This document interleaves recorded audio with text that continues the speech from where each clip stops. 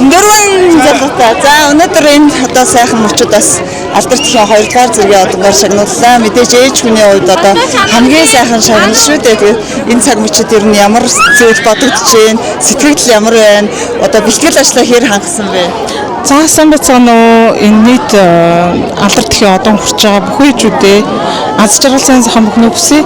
Бэлтгэл ажлаа нэг 2-3 хоногийн өмнө томилттой явж байгаа хөдөөнөөс орж ирээд тэгээд бэлтгэл ажлаа бол өөрийнхөө хэмжээнд хангасан байгаа. Хамгийн түрүү ээжийг бод юм байна. Манай ээж нэг өөр тороод нь доо би төсөөлшгүй сайхан байд юм байна. Тэгэхээр хэлэхгүй бас ингэж толомдод олдохгүй. Тэгээ гоё байд юм байна.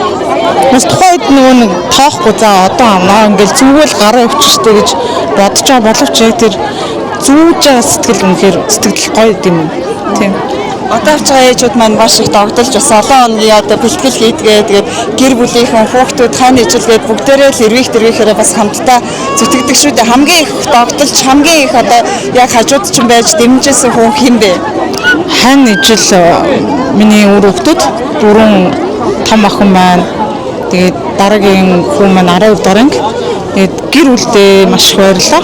Ажлынхаа хамт олондоос маш их баярлалаа гэж тусалд дэмжиж ажилласан. Тэгээд нийт бүх ээжүүдтэй аз жаргал сайн сайхан бүхний хүсье өрөө. Ээж бүхэн нэмсгэлж байгээ гэж хүсье.